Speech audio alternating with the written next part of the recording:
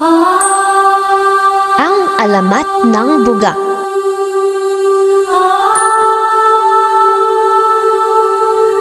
Noong unang panahon, sa isang tahimik na bayan sa tabi ng mga bundok, may isang sapa na napapaligiran ng mga puno na tinatawag na dugwak. Ang tubig mula sa sapa ay kailamig. Marami ang mga naglalaba at namamangka. Ang mga tao sa paligid nito ay naniniwalang may mga himala ang nakapaloob dito. Sinasabi ng mga matatanda na ang tubig ng bugwak ay nagmula sa mga pinagbala at masayahing diwata na naninirahan sa itaas ng mga bundok. Isang araw, dumating sa bayan si Dato' Alon. Siya ay masigasig at puno ng pangarap. Nabalitaan niya ang tungkol sa bugwak at ang mga himalang dulot nito, kaya't nagpasya siyang hanapin ang sapa. Nang siya ay nakarating, nakita niya ang napakagandang tanawin. Ang tubig ay kumikislap sa sikat ng araw at ang mga puno ay matatayob na nakapaligid dito, kaya ninais niyang manatili na lamang dito at alagaan ang lugar. Naging bali-balita sa bayan ang tungkol sa isang engkanto na si Babalan,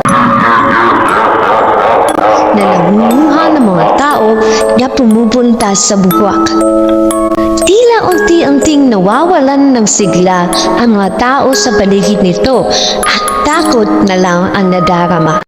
Isang araw, naisipan ni Ligaya na maglaba sa bugwak. Nakilala niya ang isang binata na may maitim na mga mata at napakagandang ngiti. Ngunit sa likod ng kanyang kaakit-akit na anyo, may mga usap-usapan na ang binata ay konektado kay Babalan. Magandang umaga! Salamat sa iyong tulong sa aking paglalaba. Walang anuman, Ligaya. Lagi kitang nakikita rito. Para kung ikaw nagsisilbing liwanag ng bugak. Ngunit sa gitna ng kanilang pag-uusap, biglang may nangyaring kakaiba. Habang naglalaba si Ligaya, nakaramdam siya ng malamig na simoy ng hangin at narinig ang isang boses na bumubulong sa kanya mula sa tubig.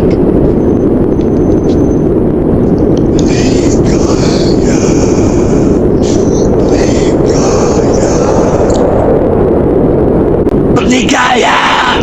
Sumama ka sa akin! Nais ko magkilala ka ng mas mabuti! Nang makita ito ni Dato' Alon, nagdesisyon siyang tumulong.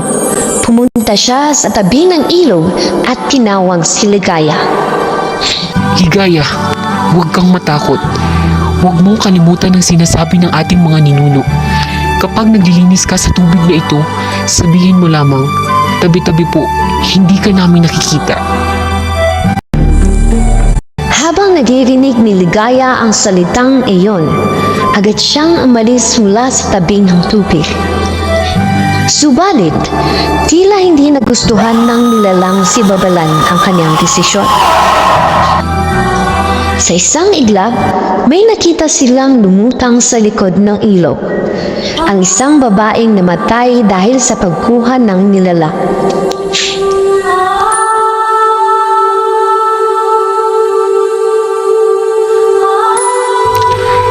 Tignan ninyo, ito ang kahihinatnan ng hindi pagtupad sa ating mga babala. Kailangan nating ipagtanggol ang bugak at ang mga tao rito. Ang bugak ay hindi lamang isang paraiso, kundi isang tahanan na dapat nating ipaglaban. Sa pagkakaisa, ang ating bayan ay mananatiling ligtas. Ngayon, ang bugak ay isa ng sikat na destinasyon para sa mga nagnanais magpalamig at magpahinga. Ang mga tao ay patuloy na dumadayo dito. Ang alamat ng bugwak ay naipasa sa mga susunod na henerasyon na nagsisilbing paalala sa kabila ng takot, laging may liwanag na nag-aantay sa bawat sulok ng ating mundo. At doon nagtatapos ang alamat ng bugak.